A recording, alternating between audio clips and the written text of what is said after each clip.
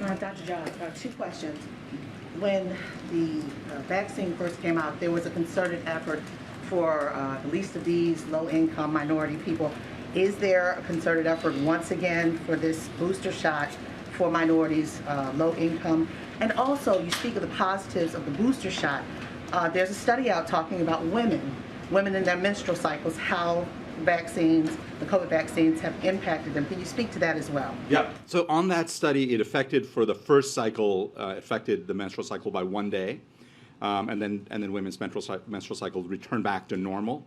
So there was a lot of, and that has been the most definitive study suggesting there are no significant long-term impacts on the health of women or their reproductive health. On the issue of making sure that we're both getting the vaccines out to disadvantaged communities, poorer communities, communities of color, no question in my mind that continues to be a major priority of the administration. We look at all these data stratified by race, ethnicity, income to make sure that we're not leaving people behind. That begins certainly by making sure these things are widely available and accessible in communities.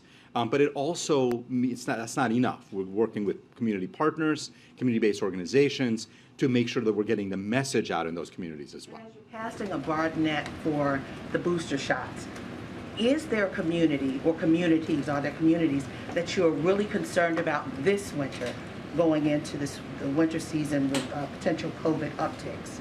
Well, obviously, we're always most concerned about people who are at highest risk, right? And so what we know is that people who are older, people who live in congregate care settings, they tend to be the highest risk for poor outcomes.